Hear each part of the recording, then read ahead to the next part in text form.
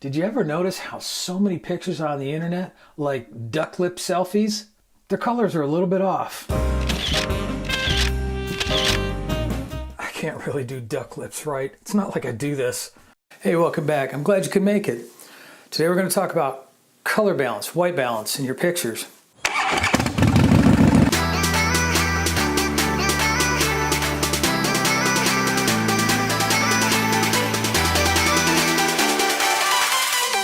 It came up online last week when I was talking to somebody about white balancing their pictures and how that can go a long way to making your pictures look better. To help you see what I'm talking about by temperature and color, let's use a photo from my library. This was taken with the Canon 70 to 200 millimeter f2.8 L series lens, which I love, even if it's not light after lugging it around for 3 days. This is the photo as the camera took it, outdoors with auto white balance turned on. Now, most cameras have scene or lighting presets that you can set for your particular lighting situation, but in my experience, they're hit or miss for setting a decent color balance. Better than nothing, but you can't always settle for that.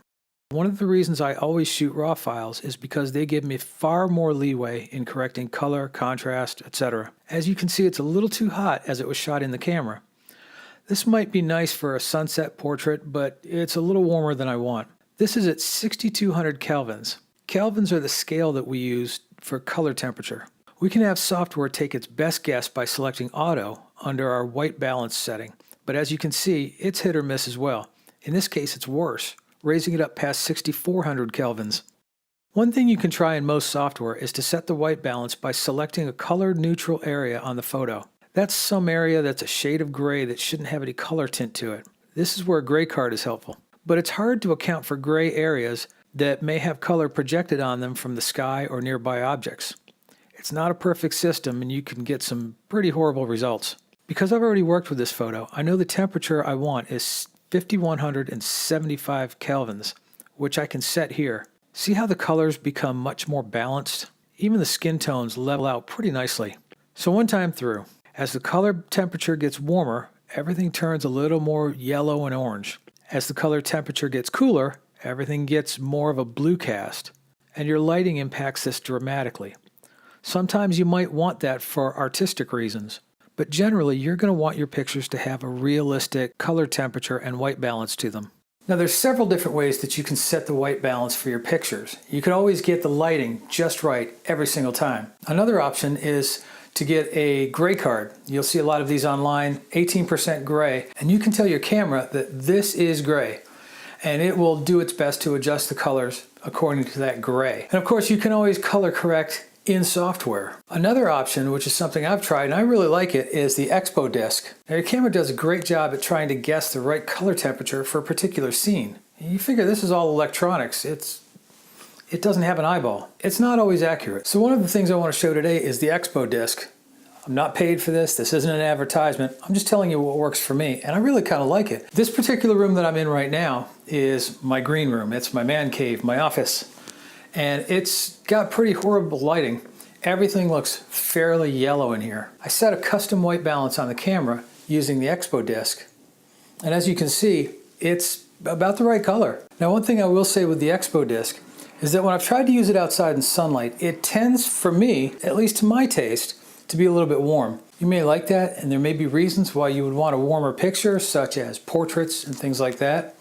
But just as a heads up, for me it's a little warm, but it's a great tool to have. This is using the auto white balance on the Canon 77D. It's significantly different from what I could manage with the ExpoDisc. Let's take a look at another example in this room. I'm going to use my nifty 50 on the Canon T4i, just because I love that lens. So as you can see behind me, I've got pictures on the wall. Like this area is grayish. These are black and white pictures, so we've got a really good selection of gray to look at this against.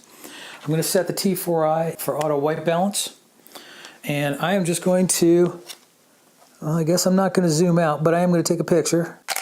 Boom. So we got a couple of pictures. But it does have a little bit of a yellow cast to it, and my battery's running dead. Okay, after a battery replacement, which I'm pretty sure isn't going to impact our picture any. All right, so what I'm going to do is I will get out my ExpoDisc, which comes in the really nice little rubber pouch, and I'm going to set my white balance to custom. And then what I'm going to do is I'm going to go to my subject, which would be your model, whatever you're taking a picture of. And I'm going to put the ExpoDisc over the lens. And I'm going to set my shot to be the right exposure. And it's going to try and focus. Oh, yeah. One thing you want to do is either shut off autofocus or just do one shot. Otherwise, it'll keep moving. But then I'm going to take my picture. Okay, so that's going to take a picture that is distinctly pink. So now I'm going to go into my menu. Go into my menu. Actually, I don't even have to go into my menu. Or do I? Yes, I do. Go into my menu. Go over to the custom white balance selection. And it's going to pull up that picture. And it's going to say, hey, this is the one. I'm going to set that. Tell it yes. Boom. So now my custom white balance is set. Let's take another picture. Ah, distinctly different. And much better matching of the temperature in the room. Excellent. Let's look at another example. So this is my garage, which I've used a number of times in the videos. If you haven't seen it, you should subscribe because I'd appreciate it. But the problem with the garage is that it too has very poor lighting and usually turns out to be fairly yellow, as you can see, and I'll show you that. Let's set the custom white balance with the ExpoDisc and see if you can see the difference. As you can see, the ExpoDisc makes a pretty big difference in the color tone, and this is more representative of what it really looks like. For one more test, let's see what it does on a still picture. What we're going to do is we're going to take the Canon T4i 50mm lens again, and I'm going to set this. I'm going to set my color balance to auto white balance, and we'll take a picture and see what it looks like. Okay, so I'm going to steady on the back fender of this other motorcycle because it's dark enough in here right now that it's really tough to get a steady shot, and I'm at 1/10 of a second.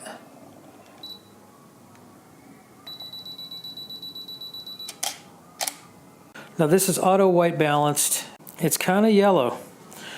So now what I'm going to do is set my white balance to custom, and I'm going to shoot back towards where my light is coming from. I'm going to hold the shutter halfway down just to give the camera a chance to focus. My exposure's right. And I'm going to take that picture. And that gives me the setting for my white balance. So then I'm going to go into my menu, custom white balance. It's going to bring up that picture, and I'm going to set. Use WB data from this image for custom white balance. Okay. And now my white balance is set per the ExpoDisc. What I'll do again is go back to my Harley Davidson tripod here. Get focus.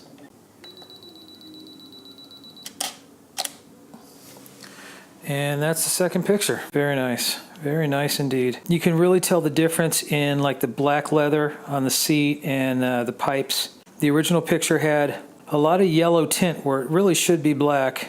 And this picture with the ExpoDisc, those blacks and grays are pretty solid. So that's the ExpoDisc. It may not be flawless, but it's a pretty cool tool to bring in unruly colors, especially when you're in low lighting. Of course, you can do a lot of this inside photo editing programs, but it's so much easier just to get it right in the camera the first time, and it'll save you a lot of work. If you found this useful or entertaining or enjoyable in any way, please give this video a like, and by all means, please subscribe to the channel. I've got more good content coming up, and you'll want to be sure that you catch it. If you've already subscribed, thank you so much. I appreciate it greatly, and I'll see you next time.